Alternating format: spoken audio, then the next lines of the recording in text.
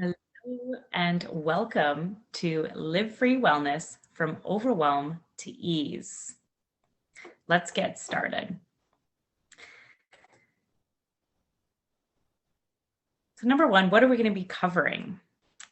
Today, we are going to be covering the science of stress, the number one reason that we are all overwhelmed, what we should do about it, because that's why we're here, and a 5-day challenge from overwhelm to ease. There's an optional meditation, and I'm sure you've already seen that as well. So who am I? So a brief introduction is that I'm Christine Elliott. I am the owner and operator of Live Free Wellness, and I have created courses based on the experiences and the training that I have gone through in the last 10 years. Over the last 10 to 12 years, actually, I've been a self-help junkie. I've read every book, and I absolutely love listening to podcasts and videos and connecting with different thought leaders. So I've always been interested in this area. So I got a lot of different schooling. I got my life certification, my life coach certification. I got my energy healing. I became a yoga instructor, a master Reiki instructor, all these things. But truly what qualified me for what I do was my journey with cancer. I had both breast cancer and lung cancer, and I am now cured of both. And those lessons that I had learned prior to the cancer journey that I went on truly aided me in the process of moving through cancer in a way that was going to be helpful and fruitful for me going forward. So truly, if people ask me, what do you do and what are your qualifications?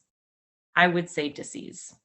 Going through that disease is really, really what pushed me into the confident person that I am today. So what I decided to do was turn around and help people like you to not need disease. And maybe you've gone through disease and you've learned quite a few lessons and you'd like to shape them. But what I aim to find is, why do we need to wait for some catastrophe in order to be happy? We don't. So people like me pop up and we decide that we want to help you get into a place where you get to live your brilliance now. You get to live your dreams in your life now. So let's get started on overwhelm and how to get through it in a way that creates ease and joy. So what is the role of overwhelm in our lives? Why does it exist? So we use stress and overwhelm to motivate us. Now let me explain. Often, if we want to get something done, crunch time helps us. Once you're in a place of, oh yes, now I'm really crunched, then you feel like you can really get things done, get shit done. But the problem is that what you don't realize is that you procrastinated the entire time before you got there. And then once you got there, you probably procrastinated somewhere in the middle of there, and you weren't effective because you were stressed. But yet so many of us, we identify with this idea that in order for us to get anything done, we need to be pressured. So that's the role that overwhelm and stress has in our life, but it truly is very counterintuitive, and we'll talk more about that. So overwhelm gives us a sense of purpose, to be a little in your face right in the first few minutes of the recording. Yes, it gives us a sense of purpose. When we are busy, when we are stressed, when we are overwhelmed, we feel important. And I know that's a little bit of a ball buster, but it's true. We feel important. And that is a broken model, my friend. Working from a place of needing to feel overwhelmed and stressed in order to feel like you are valuable is not helping you at all. But yet it is to err as human. And so many of us utilize our overwhelm and our stress as a way to feel important. So we're going to break that down today. Historically, overwhelm has been rewarded. Now, we've all heard the inner child and the background of what our upbringing did for us or didn't do for us. But truly, overwhelm and stress is part of that. So when we were overwhelmed or stressed, our parents would give us some sort of love or comfort. And so we learned that it was rewarded to be overwhelmed and stressed with love and comfort, which is, after all, what we are all looking for as humans. So it's about breaking down that limiting belief, that program that's running in the subconscious mind. And what that means is the non-conscious mind. It is the subconscious. It is the computer that runs all of our conscious mind without even realizing it. So it's about breaking down that subconscious belief and reprogramming a new belief, which is it's okay to move through life without overwhelm and stress. You can live in ease. And as I said, it's deeply rooted in our upbringing. But what happens to us physiologically when we are in overwhelm and stress? That fight or flight response. What happens to us? There's a few things. You have things like vasoconstriction, whereas the blood slows down to the body and it no longer moves smoothly from the brain to the spine, and we become erratic and disconnected, and eventually could lead to high blood pressure and other issues. Our digestion slows.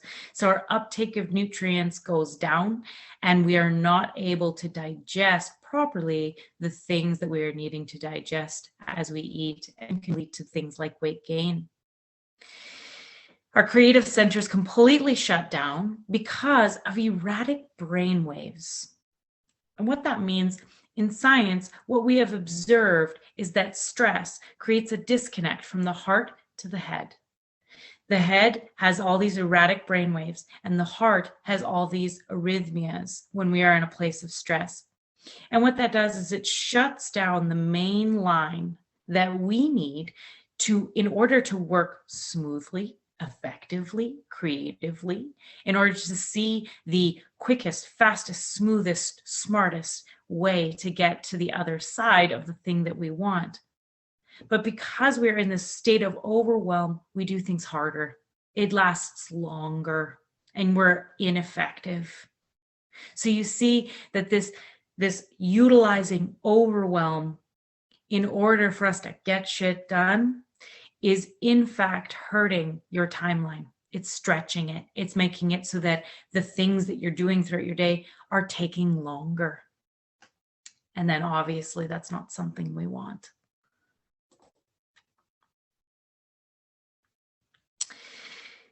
And understand that it's human to move away from pain and towards pleasure.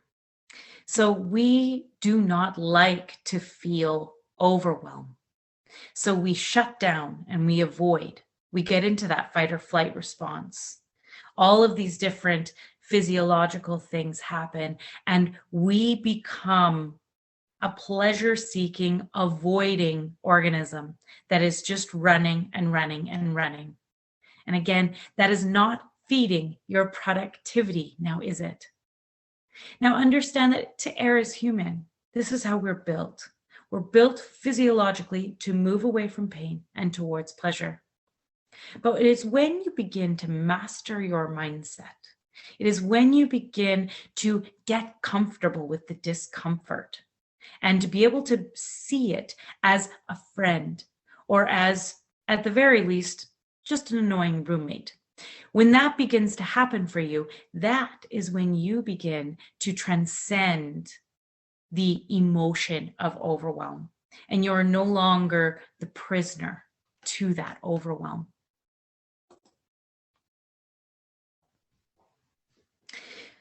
So let's talk about the balance of emotions.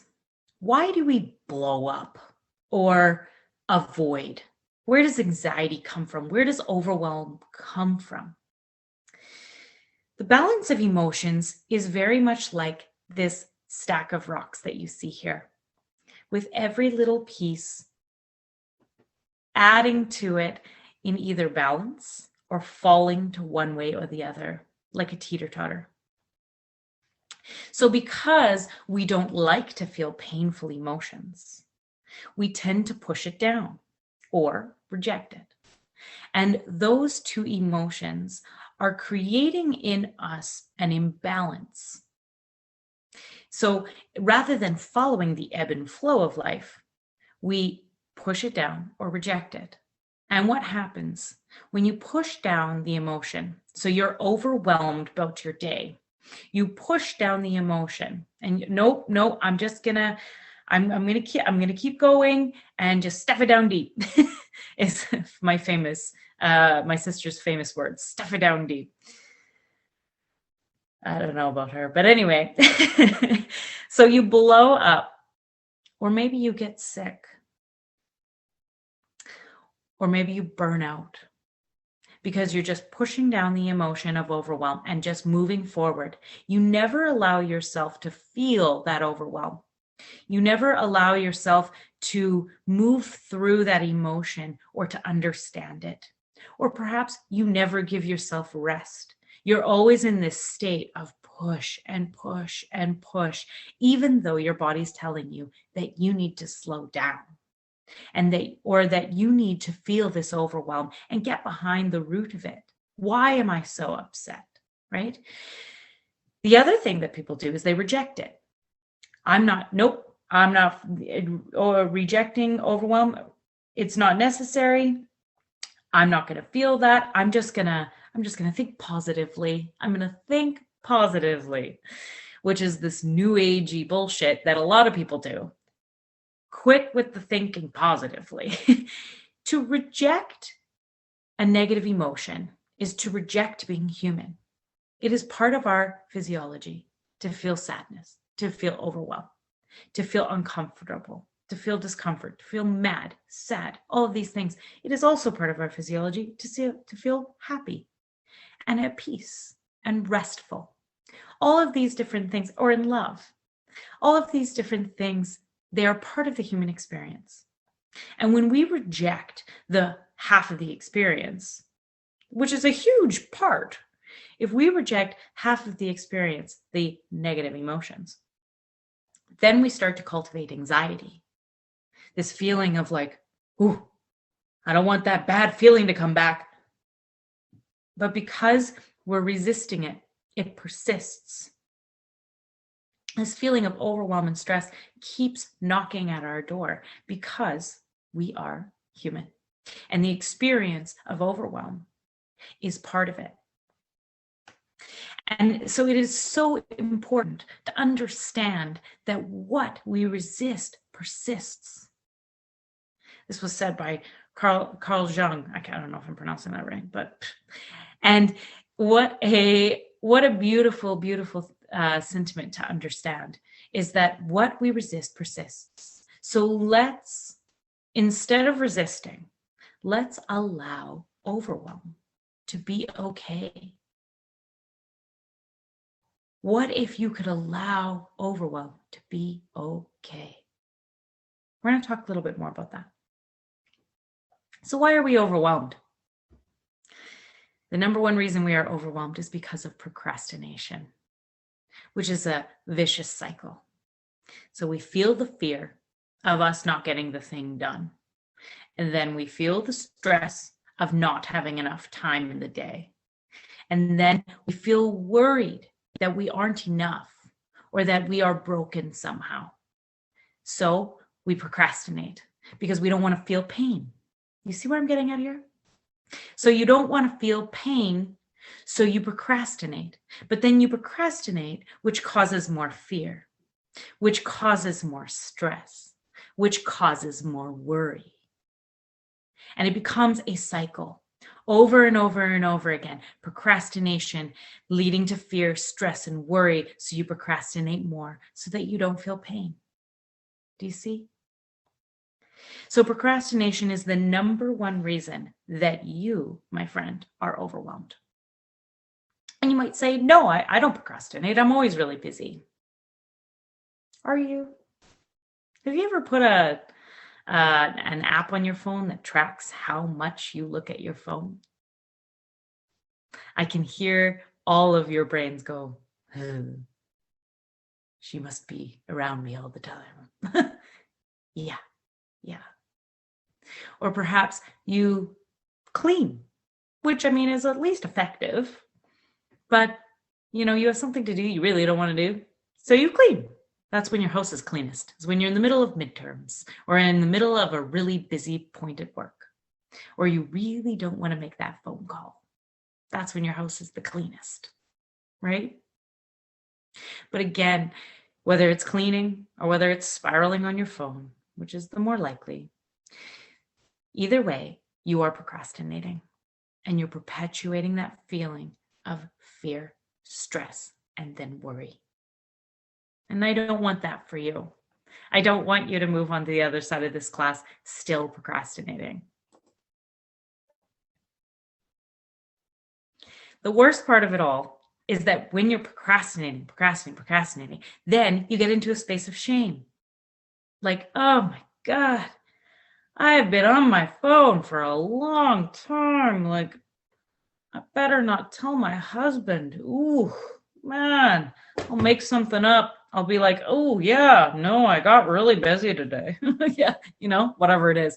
You don't want to feel it. And I get it. I understand.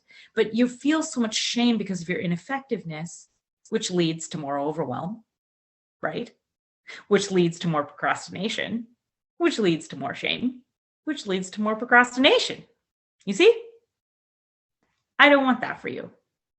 I don't want you to be in shame or procrastination or avoidance. I want you to be getting through your days in a way that you come out the other side and you feel like $1,000,000. You got your stuff done and you're proud of yourself. And that does exist. Okay, so let's talk a little bit more about how.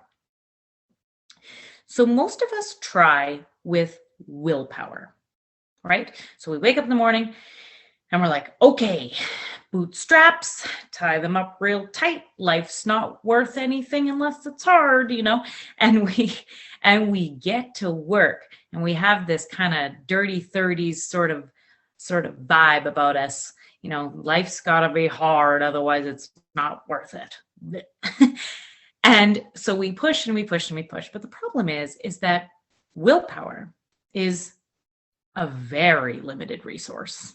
It is not a resource that you have very much of, because the moment you are hungry, angry, lonely, or tired, you lose your willpower. And then the shame and procrastination cycle starts, right? But there's a better way, right? We can go instead of going from nothing to willpower as hard as we can to nothing again, we can instead become a different person. We can move from a place of identity and we can go up and up and up. So how? So instead of working from, I need to get this done, otherwise fear, shame, worry, and all of these sorts of things, instead, I invite you to work from the feeling that you would like to have. Okay? So bear with me. So what is the emotion that you'd like to achieve by getting this item done in your day? And what is the reward that you will receive when you finish the item? Now, perhaps that's cleaning your house and you're really procrastinating that. What you want to feel is accomplished, organized, like a good, clean parent, wife, whatever. You want to feel responsible. You want to feel like you're the type of woman who can do it all, right? And when that happens, that woman, then you will have finally the opportunity to sit on the couch and relax and read a book and light a candle and turn on the mister. All these things that you want. So instead of using willpower in order to get to this thing that feels unattainable, and by the way, you never actually get to because there's always something else. I want you to instead move from the person who has achieved it, the person who is that super organized, on top of the world type of woman who sits down, reads the book, turns on the mister, and relaxes and lights a candle. I want you to instead embody that woman, that girl. And when you start your day, know that that is the woman that you will be in the end of the day. Not want, not, oh, I want that so bad, but if only, who knows? Just know, I am that woman. I am that successful woman that got to the other end of that task chore thing. And then when I get there, I'm going to do that because I am that woman, and the type of woman that I am is the type of woman who lights the candle. And I'm so excited for that at the end of the day. And then remain in that integrity. Remain in that integrity that says, I'm going to light the candle at the end of the day. And whether you're done your task or not, light the candle. Light the damn candle. Because it is when you start to cultivate that trust in yourself that you begin to start feeling like, oh man, I can do this. I actually am that woman because I lit the candle. Whether you were done the work or not is irregardless. But the reason that you do all this work is so that you can get to peace, so that you can get to love, so that you can get to relaxation with your family. So unfortunately, the list will never be done. But you can make a choice to be that woman who gets her work done efficiently, quickly, so that she can relax with her family. And you can begin to practice that today. So let's dial back a little bit, okay? So that's all well and good in theory. And yeah, that makes sense. And you will be that woman. I know it.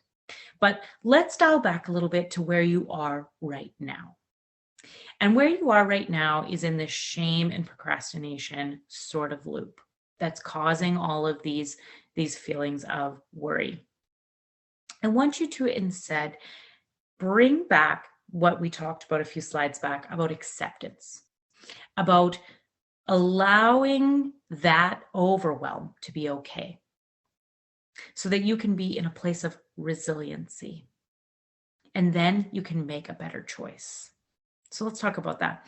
So acceptance is not surrender. It is not shameful. It is understanding and becoming resilient to the thing that is right there bothering you all the time. So this is allowing it to be okay that you are overwhelmed. Instead of asking yourself, do I have this poor character? Am I this bad person because I'm always stressed and overwhelmed? Am I this bad person because I get stuck on my phone instead of getting the work done?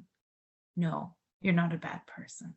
I want you to accept that to err is human, and that it is normal and natural for people to be in a place of overwhelm, especially when they're doing as many things as you are.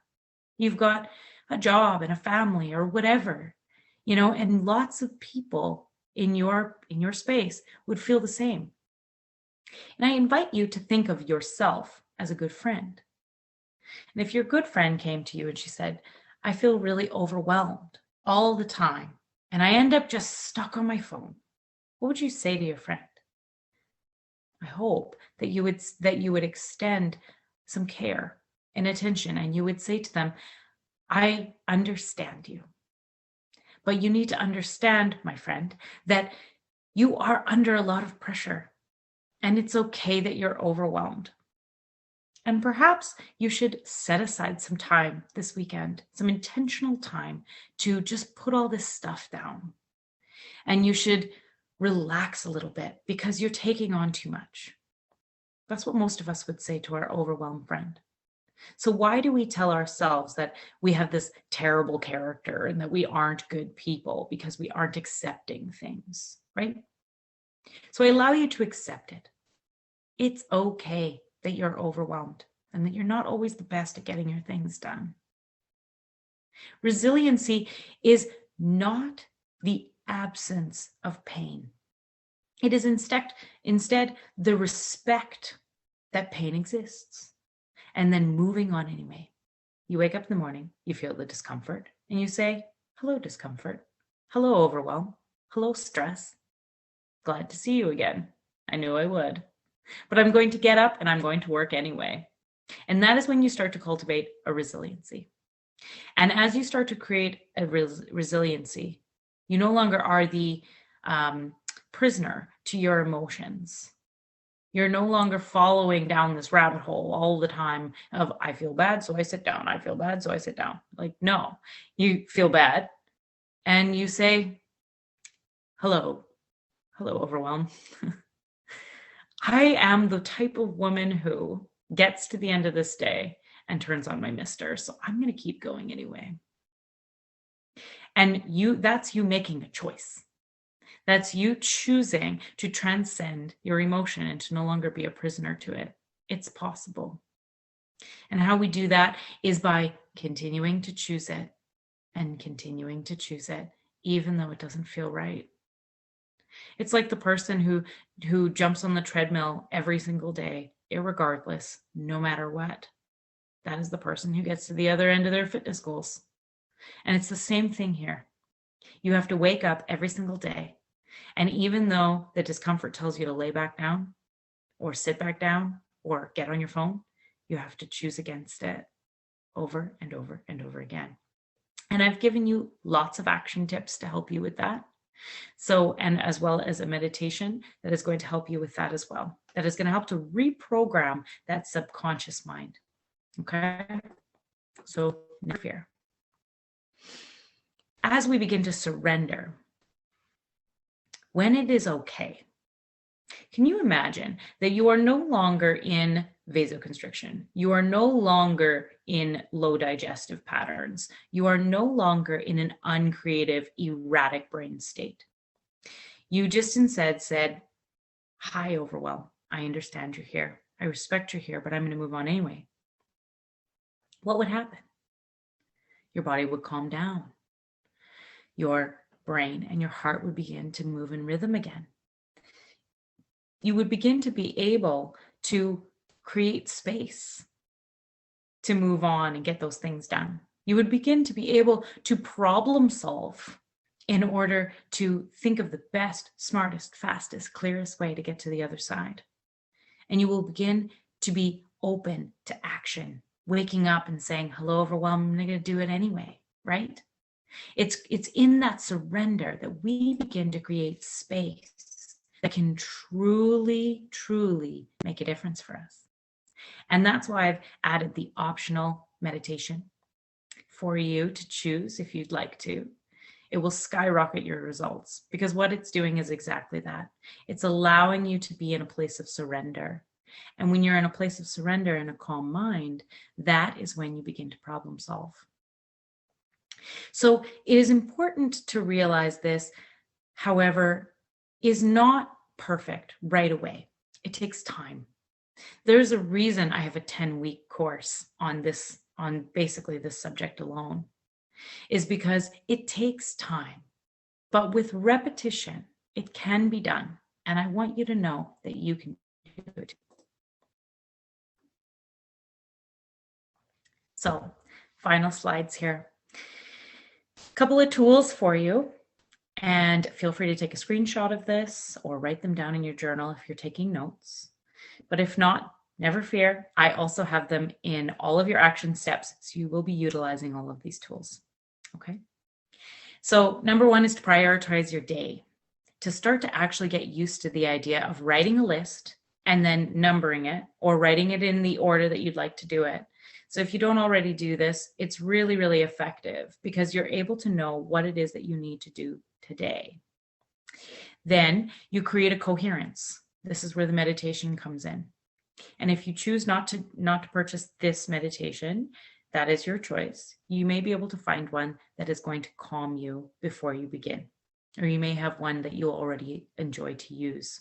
It may not be specific to this release and surrendering into overwhelm, but that is up to you.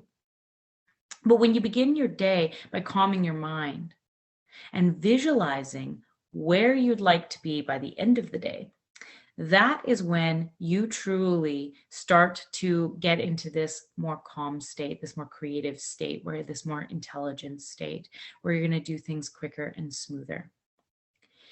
Now, from there, a lot of times the reason that we are in procrastination is because it's those few seconds before we actually start the task, because that means that we are entering into the discomfort.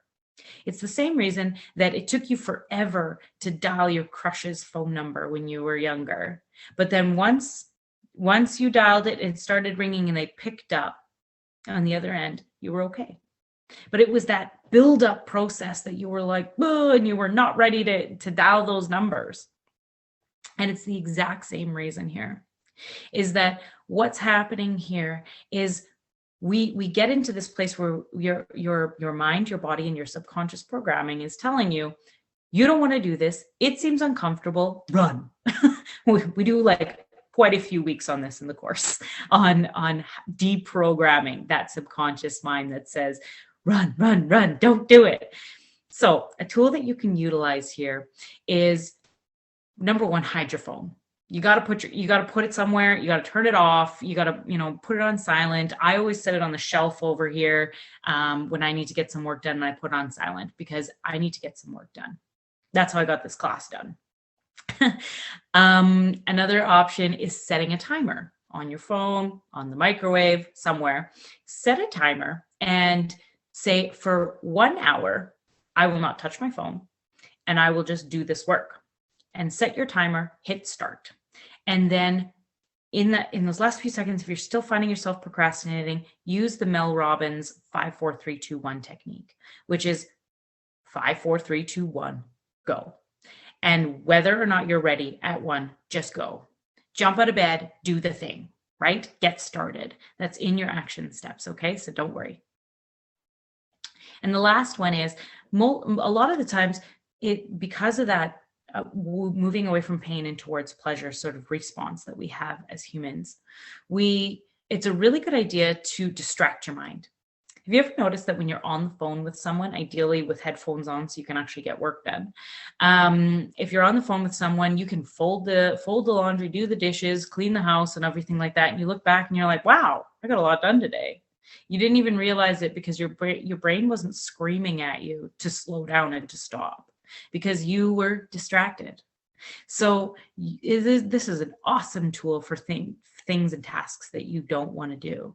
And if they are non-intellectual, of course, if they're just menial tasks, then you can distract your mind and you can do the thing that you didn't want to do. And that can be done with talking on the phone, setting up a challenge with a friend, saying like, me and you, we're both going to get our houses clean in 3 hours, go, something like that. Blasting music, that helps so much. If you've ever been on the treadmill, then you know that blasting music makes that half an hour go quite a bit faster than no music. Another thing is podcasts. I love listening to podcasts while I get things done because it distracts my mind. Okay, so all these tools, they will be available for you. So utilizing that meditation or meditation of your choice is so, so important. There is so many statistics to back this up. This is one of them. Meditation can increase employees' productivity, employees, that's you, by 120%. Additionally, employers who introduce meditation for their employees claim that the work abstinism, so not coming to work, decreased by 85%. Well, profits increased by 520%. Okay. So you may say, I don't have time to meditate. I get it. But you know what's going to happen is that rather than setting aside that, I think this meditation is 7 minutes and 80 seconds or something like that. Rather than setting aside those 7 minutes for a very productive, very intelligent, very smart, very quick day, you are instead going to waste 2, 3, 4 hours spiraling, avoiding, making mistakes, all of these types of things. So when you say that I don't have time for meditation, understand that you don't have time for not meditating. If you have a lot of work to do a short meditation before you start. You will be amazed at how much quicker you move through it. And for those of you who are new to meditation and not very comfortable with it, know that it is not hypnotism. And hypnotism, by the way, would never make you do anything bad or against your will anyway. But you cannot be doing anything against your will. It truly is just you relaxing. That is the process of it. Visualization is such a beautiful added benefit, especially when you're wanting to get from one side of a goal to the other side of the goal. You're wanting to get from here to there. Visualizing is such a strong process for teaching our brain that this is a safe space, because our brain has now seen it in our mind, so we can have it in our hands. I talk a bit more about that in the course. So in conclusion, thank you for sticking with me as long as you have. I know you have busy lives, and otherwise you wouldn't be overwhelmed. So thank you for sticking with me as long as you have. These tools will create a feeling of ease over the next 5 days, guaranteed. So if you do the action steps that you will see in 2 lessons from now, if you do the action steps, which are very easy and they're meant to make you more efficient. So make sure you do them, because it's 3 minutes for hours of savings. So each action step, starting today, right now, click on them right away. You can print the page, you can pop it on your fridge, whatever works for you, but you're going to do an action step every single day. No excuses. Day 1, 2, 3, 4, 5. By the end of day 5, you're going to have more done than you have ever had done in 5 days, guaranteed. You will also feel more accomplished and calmer. And then if you add in the meditation, you will completely relax your body, and you will be 10 times more effective with that. And you will feel more relaxed. I love this meditation. It truly will help you so much. And that is done in the morning. And now, if you're wanting to create long-lasting change, which you can do with repetition, and I believe in you, but if you, like many, start to fall away from the habit, when you start to cultivate a habit, it's difficult to keep it on your own. If you would like support, then I recommend the Embody You Mindset Mastery, Mind, Body, Spirit, where we work on just this. We work on learning how to deprogram all of our negative beliefs and reprogram beliefs that are more helpful to us. We become more efficient in our lives. We learn the subconscious programs that are holding us back, that we didn't even know we had. We rewire our body's response to stress. Then we learn how to prioritize our needs, leverage universal laws and manifestation in order to step into a calmer and more fulfilled version of ourselves, to truly step into our brilliance. This course has been a huge, huge change for both myself and all of my students. They continually message me and say, this has changed so much for me in my life. I'm still utilizing this months later. And now, for you, because you came to this course, because you listened to this course, and because you spent this time with me, you are going to get the first week free. So that, at the time of recording this, is worth $80 for 7 days. The course, at the time of recording this, is $777 for 10 weeks. And you're going to get the first week for free. No strings attached. All you have to do is opt in. And if you do, you will get to join me and all the ladies in there changing their lives for the full amount of that week. Nothing will be held back. You will get absolutely everything that everybody else is getting for that entire week. And now if you choose to stay, that's up to you. If you don't, no problem. You will get to enjoy the knowledge that you learned in that first week. So that's it for the slideshow, for the information. I hope that it has been helpful. I recommend listening to it multiple times if you can, because it will truly get into your brain deeper and deeper each time. And you don't have to make notes every time. You could just run it in the background in your car. And now, today, right now, no excuses. Let's get started on the 5 days.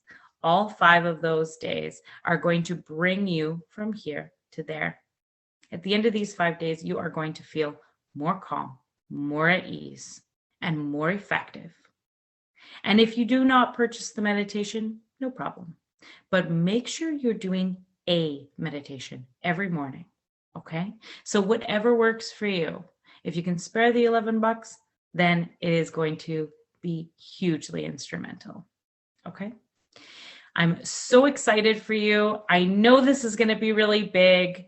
I cannot wait to see you on the other side. Remember to opt in for the free week. It's going to be off the chain.